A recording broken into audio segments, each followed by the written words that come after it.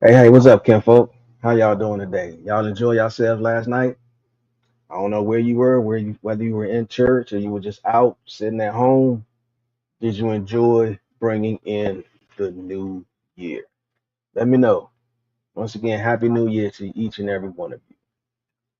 And we know that I'm gonna go straight into. it. I'm gonna go straight in. Each year, most of us, most people, um, it's all about. Some people want to be different than the way they were. Some people want to be better than the way they were in 2024.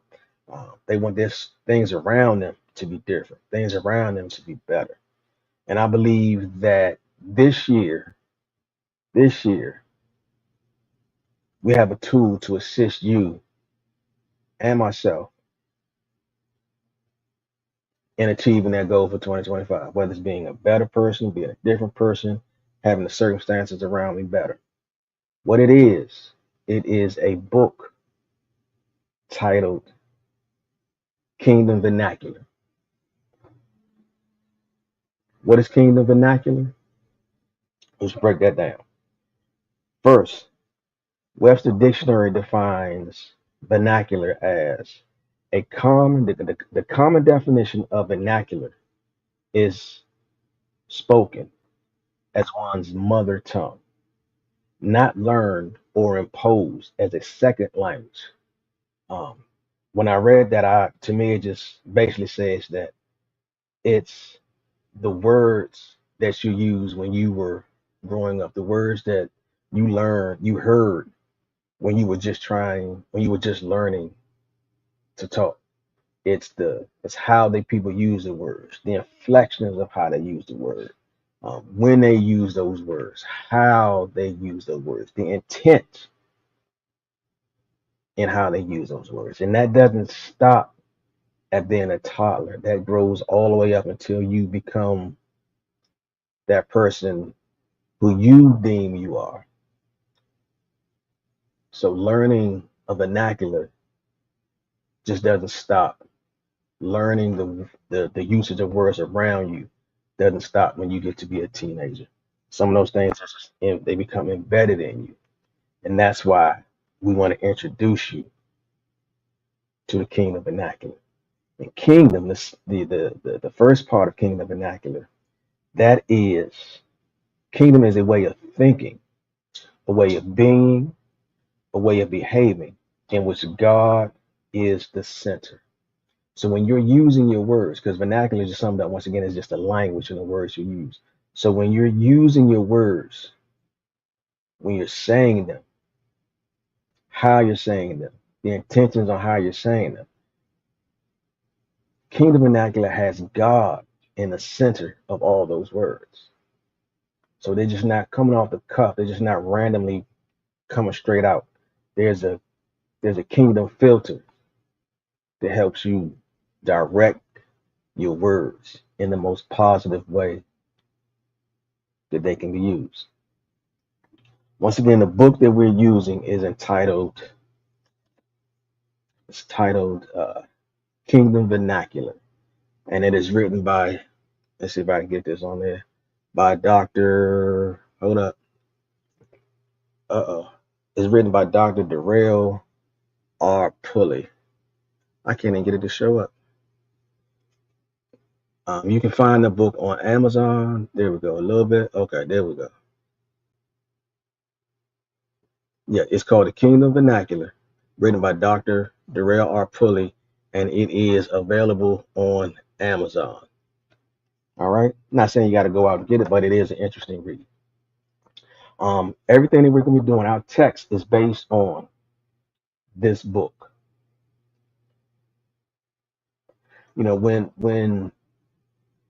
When we all speak, we speak in different languages.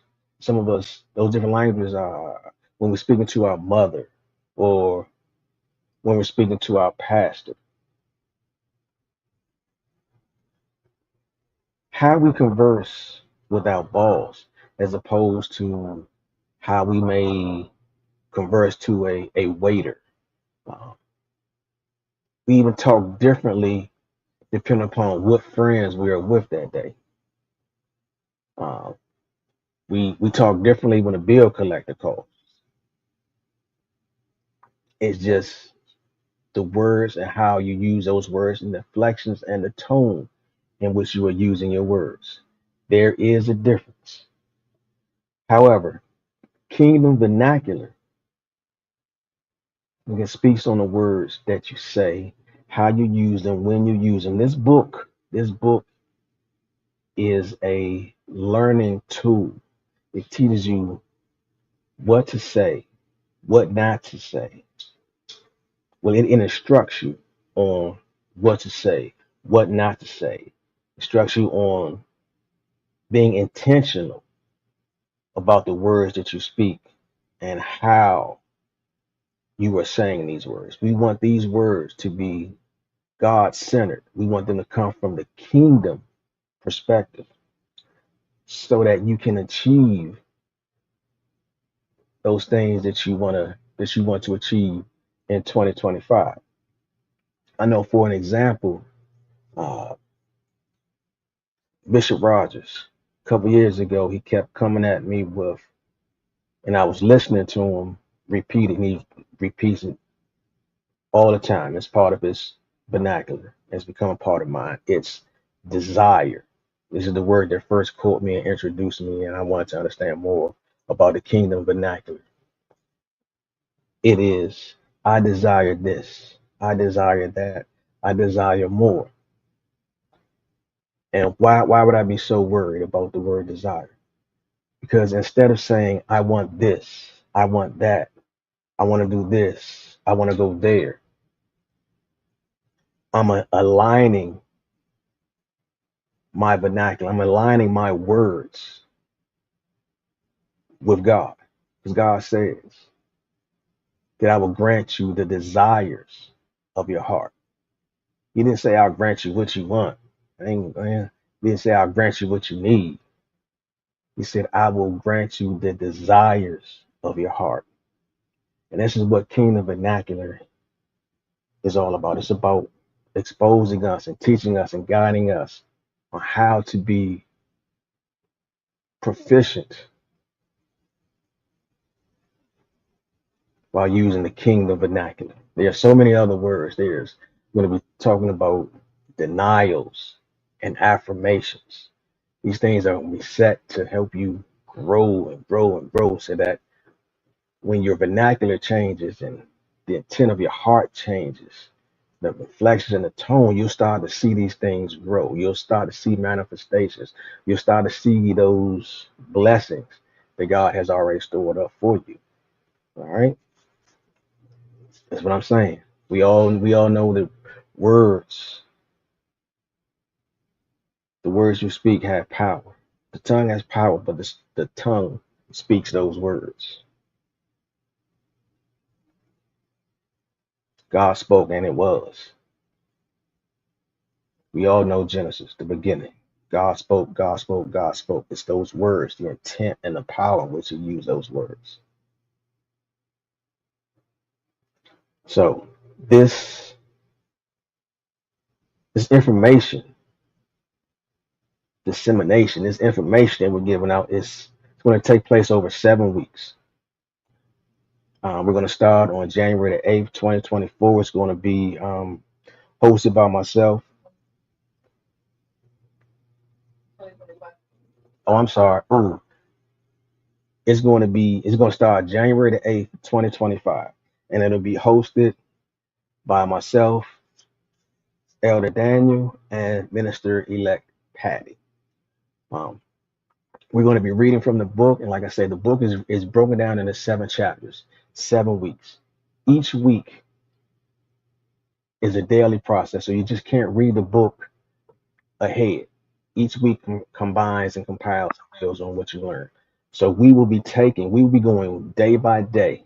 And at the end of the week, we'll come back to you on the talk and present what we've gained, what we've learned, coming from both of our perspectives. Or one day one of us might have something that's gotta get this one out, and we'll get it out. We'll build on it. So if this sounds like something that you're interested in, come on, hit us up and subscribe to us. Let your folks know, let people know that this is what we're going to be doing for the first 7 weeks of the new year. We're going to be working on our kingdom vernacular so that we can enhance our 2025. Oh, it just left me. 2025. It just left me. But have no fear. Stick around. Come on back. Beyond church. Learn a new language. Kingdom's vernacular. So again, we'll be starting on January the 8th, 2025, Kingdoms Vernacular. And our first week, we're going to cover creative powers. Now, if you want me to give you a heads up or a little bit of information about creative powers, about this first week, I can't do it because my reading starts today, this evening. So, like I said, we can't go ahead. I can't give you pre-information. You'll get the information once it's all processed by us. All right. Once again, thank you all for coming to the talk. It is my desire to see a full house. This is always a question form, whether you're present immediately or you see this 1 week, 2 weeks, 3 weeks. We'll answer your questions. Once again, from our spiritual leader, Bishop Walter D. Rogers, we thank y'all. We look forward to seeing you on the talk in the yard, 1/8/25, Kingdom Vernacular Creative Powers. Check us out.